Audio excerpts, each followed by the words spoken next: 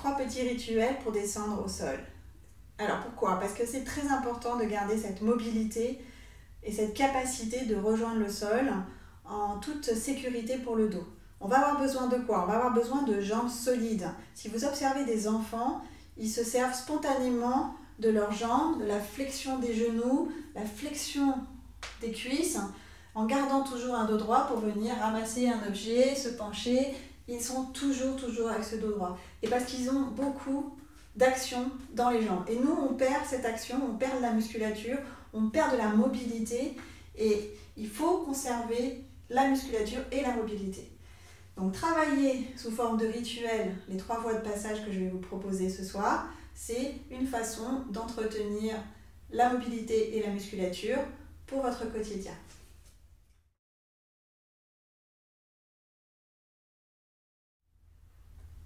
Première voie de passage, assez classique, le chevalier servant.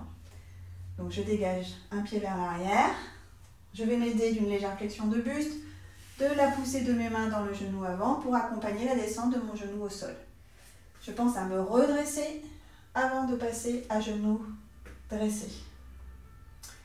Si je veux m'asseoir, je pose mes mains sur le tapis et je rapproche mon bassin des talons.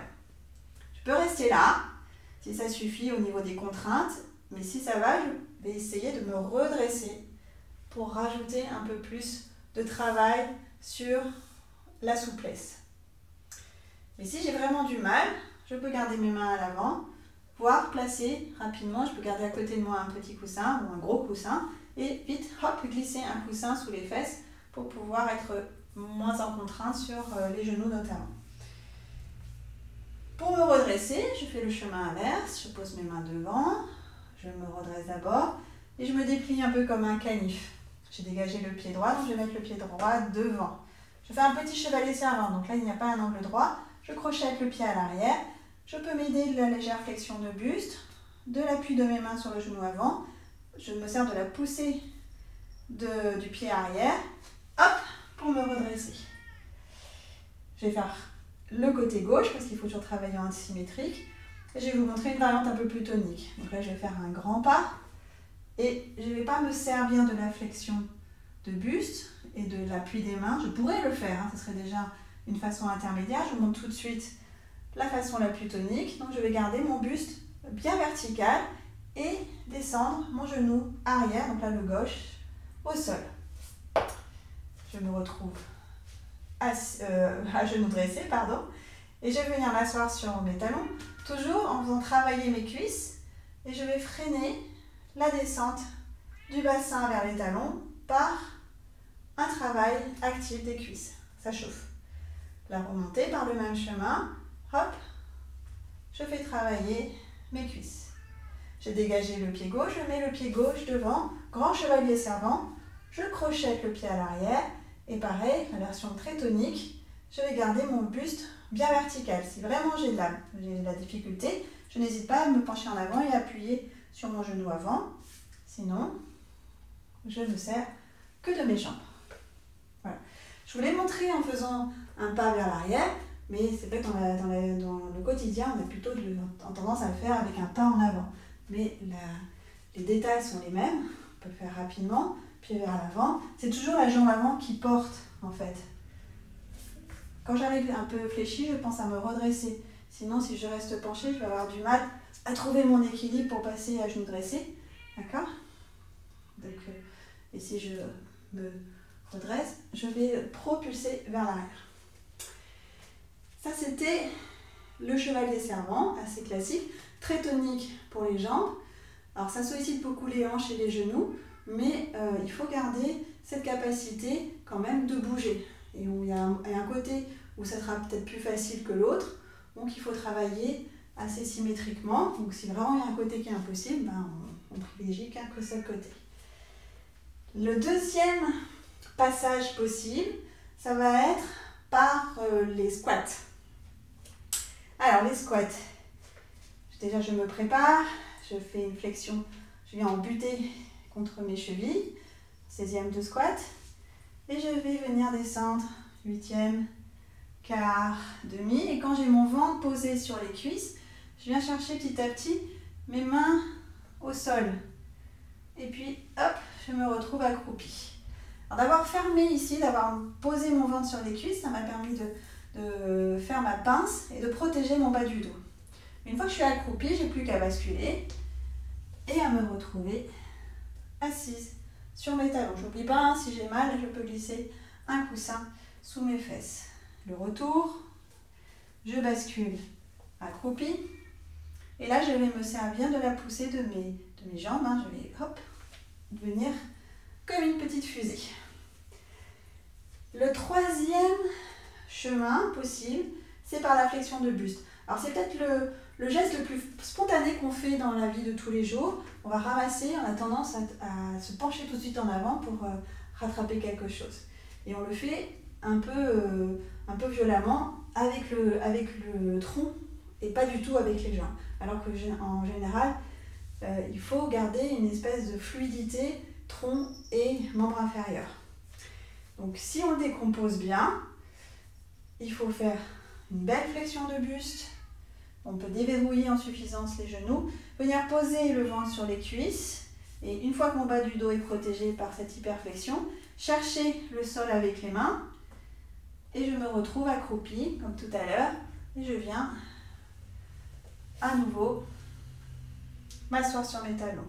Chemin de retour, je repasse accroupie. Et là, je vais venir monter mes fesses au plafond en gardant toujours mon ventre collé aux cuisses. Donc je viens monter comme ça le bassin, les talons se posent et le ventre reste bien contre mes cuisses. Comme ça, mon bas du dos est protégé.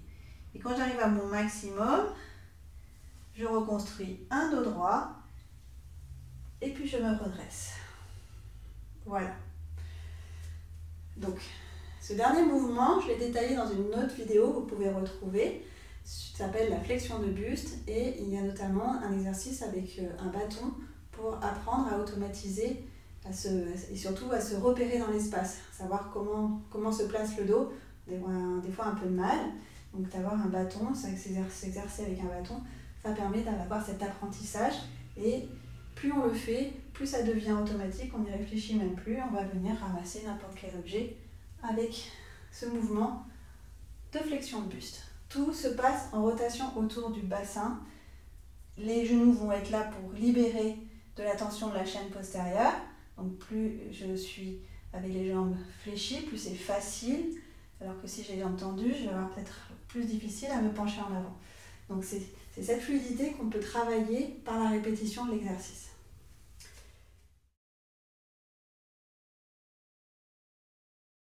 Ce qui est très très intéressant maintenant, c'est de pouvoir mixer ces différentes façons. Par exemple, je peux, dans l'élan, partir chercher quelque chose et me dire « Ah bah non, il va être un peu lourd, ça va être compliqué la remontée, je ne maîtrise pas très bien. Bah, c'est pas grave, je vais remonter en chevalier servant. » Et hop, c'est plus facile. Ça peut être aussi, je vais essayer le squat, parce que je sais que c'est bon pour mes cuisses. Donc je commence à descendre en squat, je descends. Ah mais en fait je pense que je ne vais pas pouvoir remonter. C'est pas grave. Hop, je bascule, je me retrouve en flexion de buste, en pince. Et là, si je sais, je reconstruis un dos droit et je remonte. Mais ça peut être l'inverse. Je peux m'exercer à descendre avec le dos droit et me dire « Non, je ne vais pas pouvoir remonter. » Là, je bascule et je remonte par le squat. Donc ça, c'est 2-3 mixages qu'on peut faire, mais on peut très bien en trouver d'autres. Donc c'est la répétition des 3 rituels de façon séparée qui fera que dans le quotidien, ça va se placer tout seul. On va trouver des solutions selon les besoins, selon les moments. On va savoir s'adapter pour trouver le bon moyen. Les petites cales, ça peut aider pour s'exercer sur les squats. Je les place sous mes talons. Si je n'ai pas ça, je peux très bien plier mon tapis, faire plusieurs épaisseurs, ne pas hésiter. Ou prendre carrément des briques si vraiment j'ai du mal. Mais des fois, il ne suffit pas grand-chose pour pouvoir s'entraîner au squat. Et là, j'arrive au squat complet, donc le bas du dos est bien détendu. Mais des fois, on a du mal à remonter. Hein. L'idéal, c'est de pouvoir quand même pousser pour entraîner ses jambes. Mais si vraiment je me sens coincée, ou si au bout de 3, 4 squats, j'en ai fait, ça va. Et il y en a un, au bout d'un moment, j'ai ah non, ça va. Plutôt que mal faire et mal remonter, hop, on se déplie. Et on peut se dire, oui, mais ça ne va pas le faire possible là. Je ne vais pas pouvoir remonter par l'avant, c'est pas grave, je rebascule. C'est plus facile de remonter de là que de tout en bas. Je remonte, donc je suis descendue tout en bas, je me retrouve coincée. Mince. Ah, c'est pas grave, je monte les fesses, je garde mon ventre collé aux cuisses. Et puis là, je me dis, non, mais je ne vais pas pouvoir remonter par l'avant. C'est pas grave, je rebascule les fessiers vers le bas et je remonte. Voilà, je vous souhaite une bonne pratique. Donc la clé est bien dans les jambes. Renforcez-les, entretenez la mobilité et la souplesse et vous allez voir que le quotidien n'en sera que plus facile. Bonne pratique.